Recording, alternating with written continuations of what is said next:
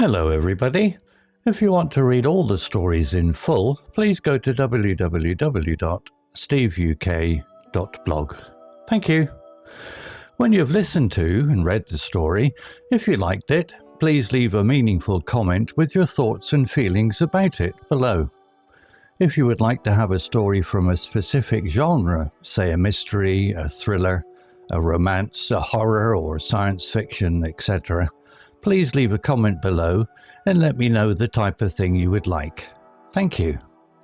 Short story 288, The Harlow Heist. On a chilly October morning, Olivia stood at her favourite spot in Harlow's Central Park, sipping her coffee. She was a journalist, always looking for a good story. That day she had no idea she would find one that would change her life.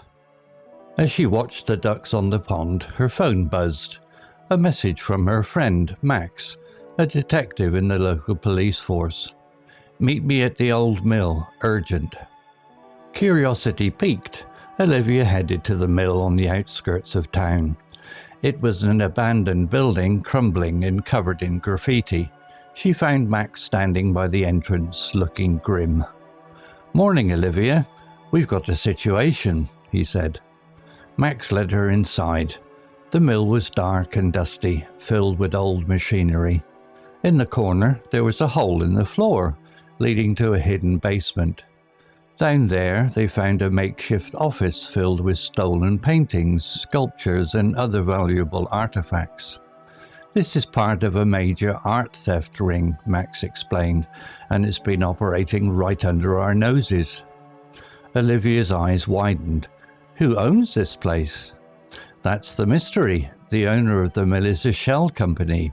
No names, just a paper trail leading nowhere."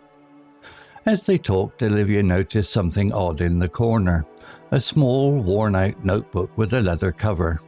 She picked it up, flipping through the pages. It was filled with dates, locations, and coded messages. "This could be a clue," she said. "We need to decode it." Back at her apartment, Olivia spread out the notebook and began to work. She cross-referenced the dates and locations with local art thefts, trying to find a pattern. It took hours, but eventually she cracked the code. The messages pointed to a series of high-profile heists across Europe, all connected to the same group. Olivia called Max. "I think I've got something. Meet me at the library."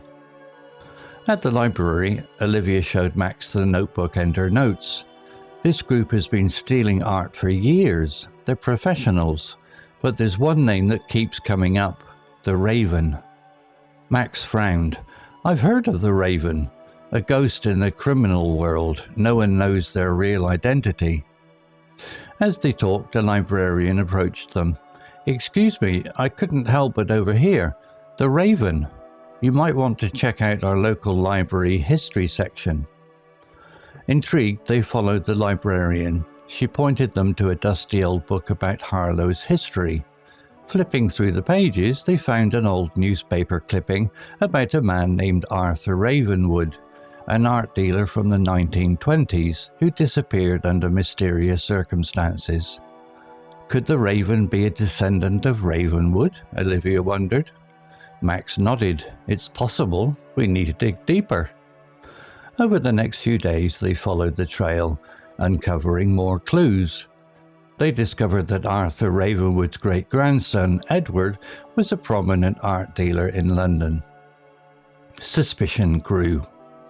One night they decided to confront Edward. They found him at an art gallery hosting an exclusive event. Olivia and Max slipped inside, pretending to be guests.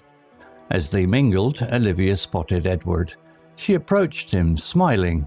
"Mr. Ravenwood, I've heard so much about your collection. Tell me, do you have any rare pieces?" Edward's eyes narrowed. "Who are you?" Olivia leaned in, whispering, "I know about the Raven." Edward's face paled. Before he could react, Max stepped in, flashing his badge. "Edward Ravenwood, you're under arrest for art theft." As they led him away, Edward smirked. "You think you've won? There will always be a Raven." but Olivia knew they made a significant breakthrough. The mystery of the raven not be fully solved, but they were closer than ever. Vocabulary notes. Curiosity piqued. When someone's curiosity is greatly aroused or stimulated. Example, Olivia's curiosity piqued when she received Max's urgent message. Similar words, intrigued, interested, fascinated. Abandoned, deserted or left without care. Example, the old mill was an abandoned building, crumbling and covered in graffiti. Similar words, deserted, forsaken, neglected. Makeshift, temporary or improvised, often used until something better is found. Example, the hidden basement was turned into a makeshift office filled with stolen items. Similar words, temporary, provisional, improvised. Decoded, translated from a code into a readable form. Example, Olivia spent hours decoding the messages in the notebook. Similar words, deciphered, translated, interpreted.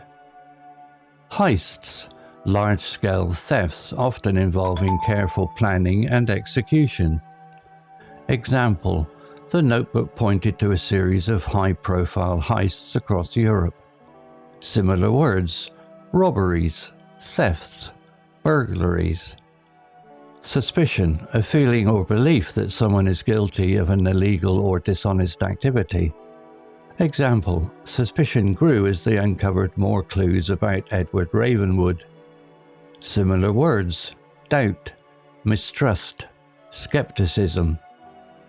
Confront, to face someone with the intent to resolve a conflict or issue.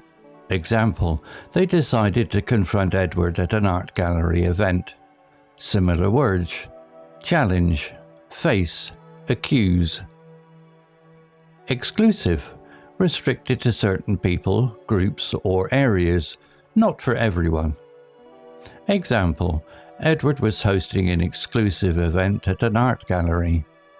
Similar words, select, private, restricted.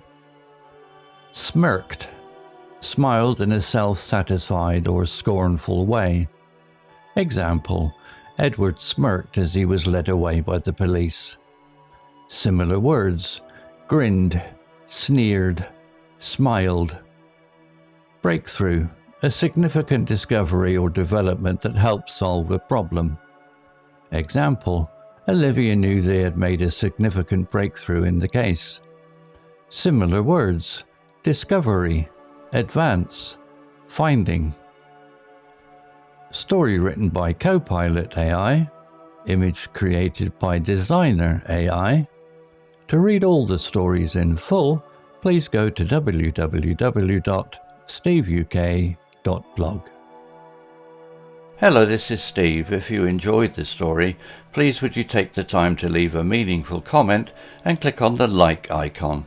If you want to know when the next story has been uploaded, please click on the notify bell icon to be notified. If you haven't already, please subscribe to my channel and tell your English learning friends so they can benefit too. Thank you.